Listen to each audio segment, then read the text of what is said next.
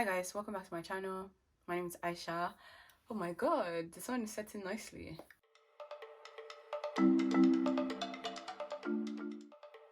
This is going to be a series of roundup for the year because the year is coming to an end. So I'm going to be starting off with this video titled The Most Disappointing Books of the Year 2022. I have chosen to call this video The Most Disappointing Books of 2022 because these books are not necessarily bad, they just disappointed me. The least rating that I gave a book this year was 3 stars or 2.5 stars. So even all of these books that disappointed me, I gave them at least 3 stars because, you know, some things still appealed to me, even though generally I was disappointed. If you follow me on Instagram, you would have noticed that I've been doing a format of reviewing where I say the things that I like and the things that I don't like. And I find that doing that forces me to examine a book more closely. Even if the book overall irritated me, by going into some of the things that I liked and things that I don't like, I am still forced to look at the book, you know, past the fact that it irritated me. And I feel like that validates the stress and, you know, the writing energy, everything that goes into making the book. So my first most disappointing book of this year, and I say this because I mentioned it in my mid-year Africa book tag, and perhaps this is the most disappointing book like ever out of this list, and that book is You Truly Assumed by Leila Sabrin. I eventually gave this book 3 stars, so you know that, like, even though it was disappointing, you know, there are still elements that I really enjoyed.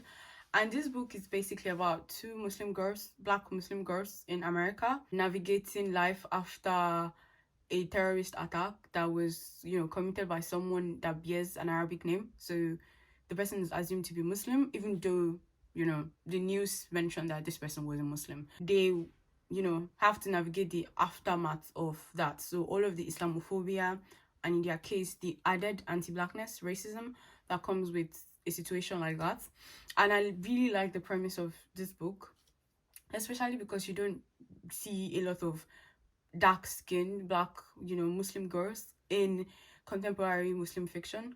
And yeah, I was really looking forward to reading this book. And look at the cover. The cover for this book is just beautiful. The diversity, you know, of the Muslimness. You have this beautiful Black girls. One is on braids, one has a natural hair out, and one is wearing a headscarf.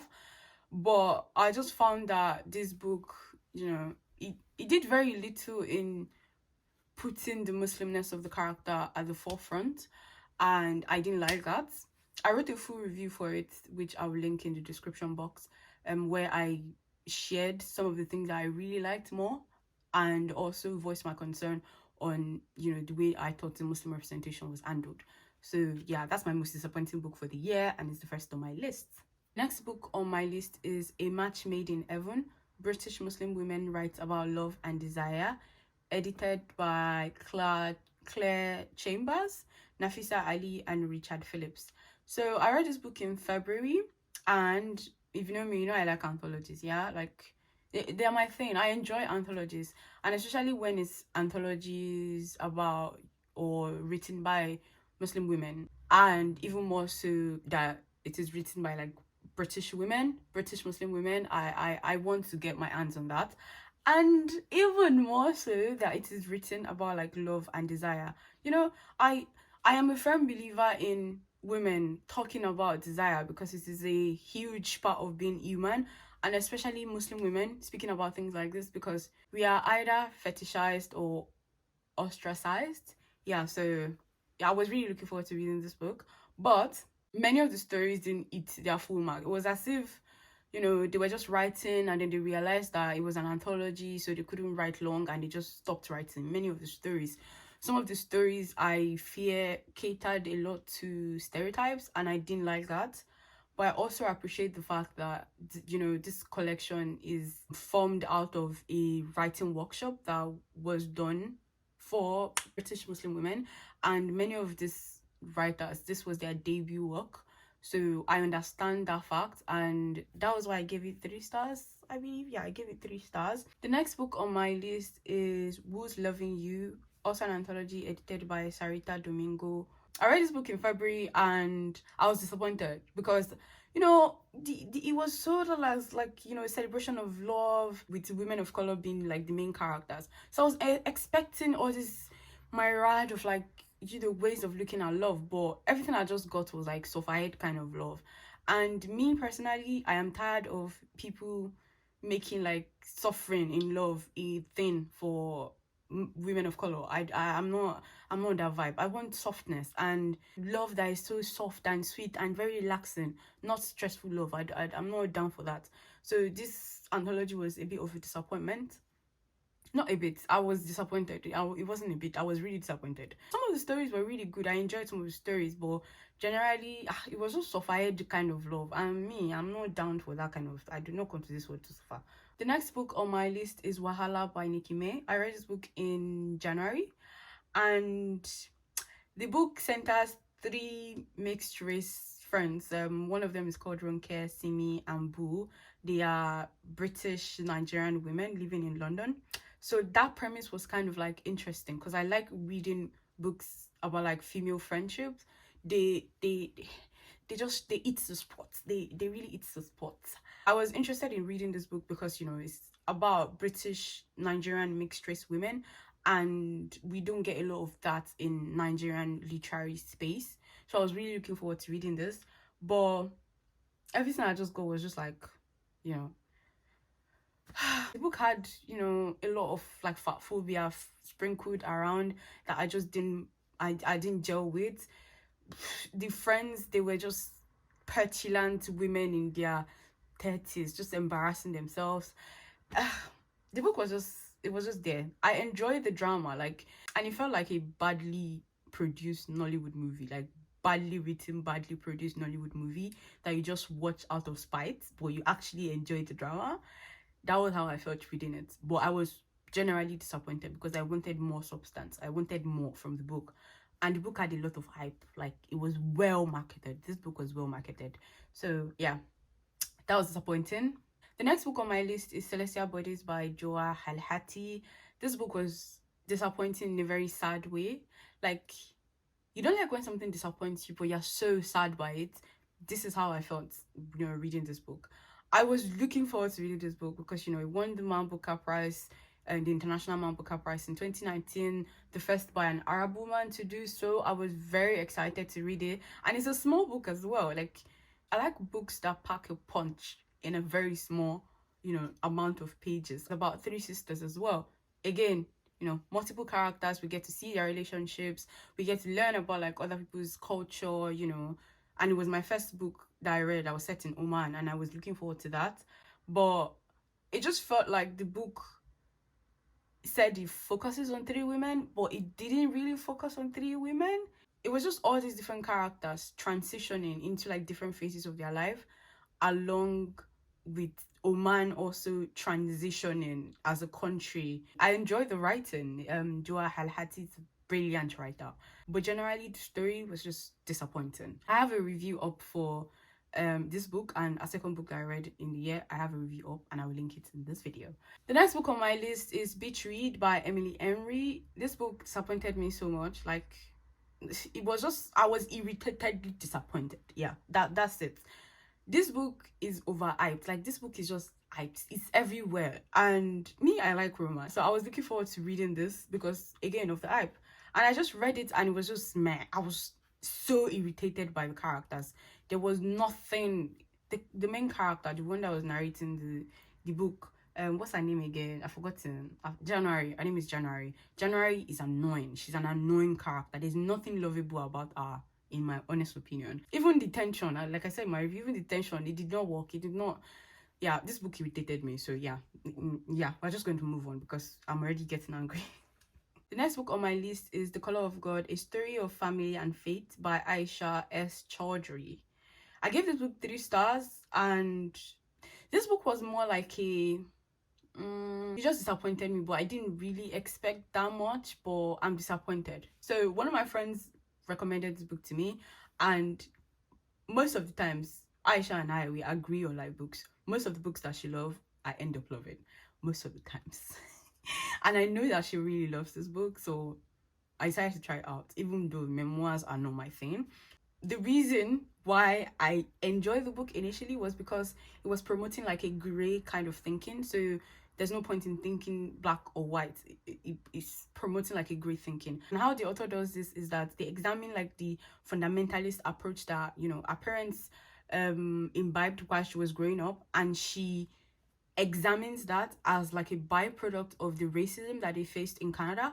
And I was intrigued by that. I was intrigued by that mode of thinking, because you need to get to a level of introspection and observation for you to be able to come to terms with that kind of thought process. And I appreciated that. So that was why I picked up this book. But I didn't see that thought process reflected in some places in the book. And those places were like deal breakers for me. So for example, there was this thing where like she was saying the story of like Sulaiman alayhi salatu wasalam, which is Solomon, is a prophet in Islam as well, and the Queen of Sheba.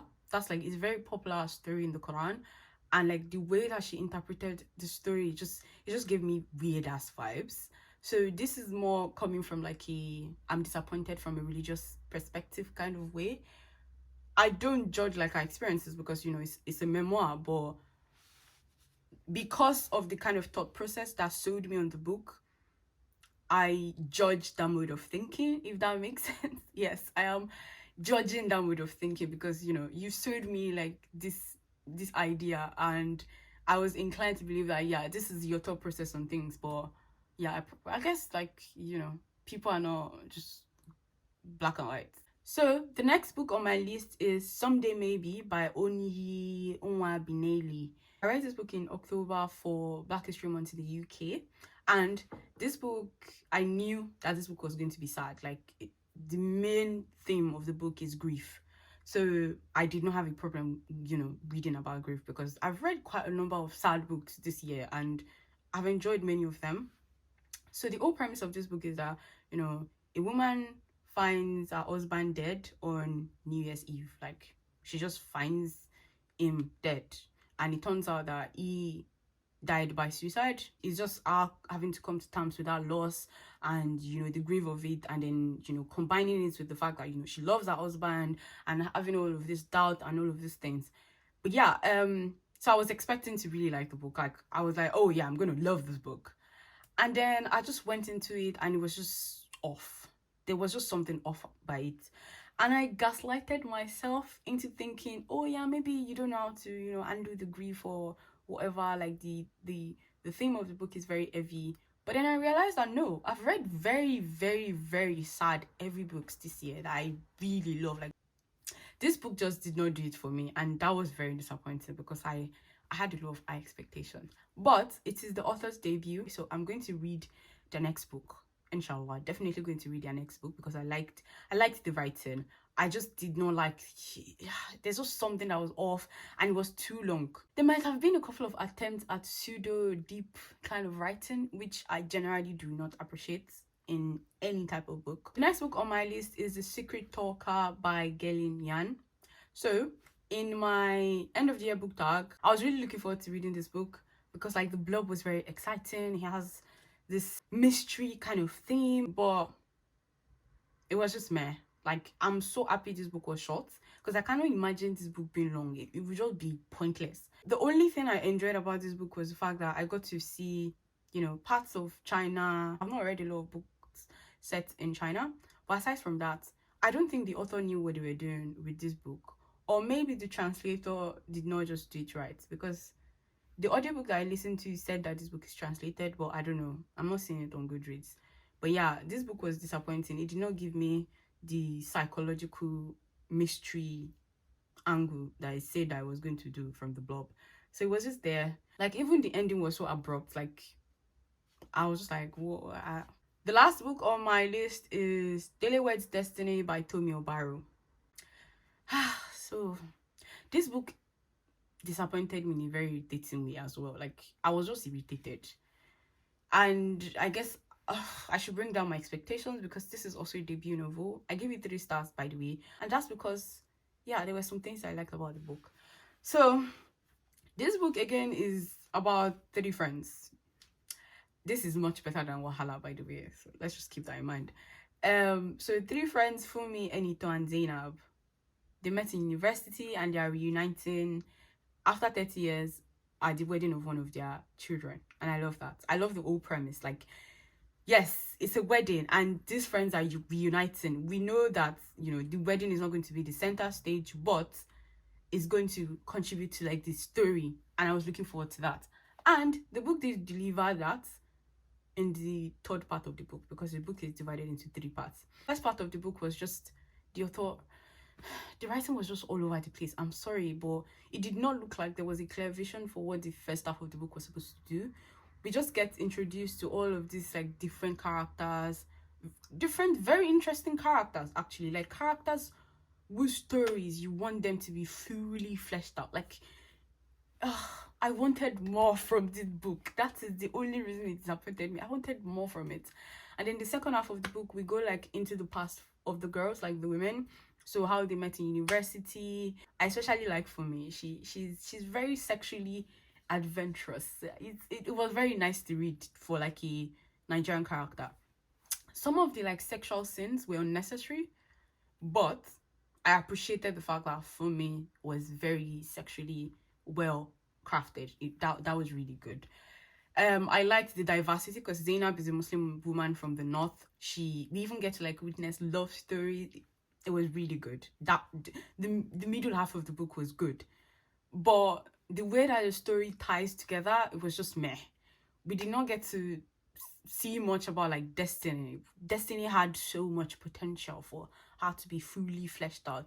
It was just not well explored. Dele was also a very vaguely explored character, and that was a bit annoying.